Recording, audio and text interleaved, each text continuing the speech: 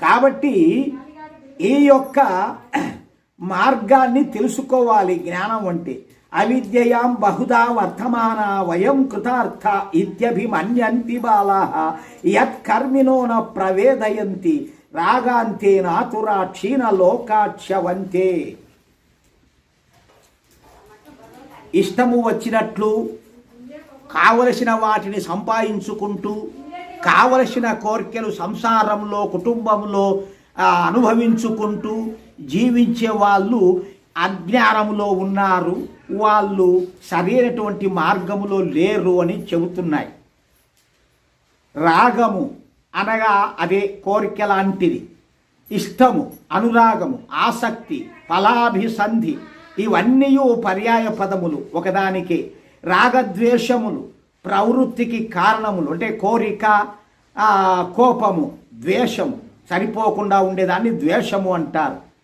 ప్రవృత్తికి కారణములు అంటే మనకు కోరికలు పుట్టడానికి కారణములు ఈ రాగద్వేషములు.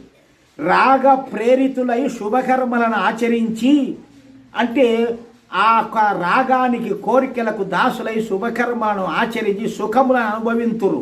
అందువలన రాగము బంధమునకు హేతువే అగును. అంటే మళ్ళీ పుట్టడము మళ్ళీ అనుభవించడము ఇట్లా జరుగుతుందన్నమాట.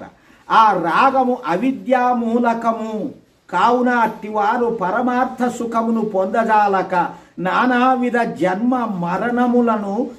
మరణములకు గురియగుదురు అని భావం.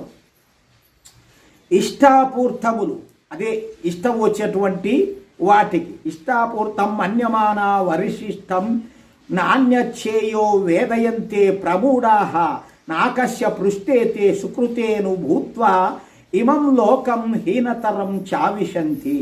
వాపి కూప తటాకారామ విపాక నానాధాలయ ఆదులను నిర్మించుట అంటే చెరువులు, బావులు తవ్వించడము, కాలువలు ఇటువంటివన్నీ పుణ్యకార్యాలు చేస్తూ దేవాలయాలను పేరుతో వాటిని కట్టిస్తూ నిర్మిస్తూ ఇదే ఇంకా మనకు పుణ్యము, ఇదే మనకు ఇష్టము అని చేస్తుంటారు.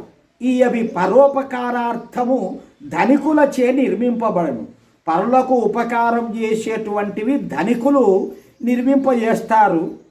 స్త్రీలు, పుత్రులు, ధనము, ఐశ్వర్యము ప్రాప్తి కొరకు చేసేటటువంటి వైదిక కర్మలు ఇష్టములు అనబడును. అంటే కోరికల కోసం ఇవి చేస్తారన్నమాట. ఇట్లు ఇష్టాపూర్తమనొచ్చు వారికి సుఖ విశేషములు లభించును. కానీ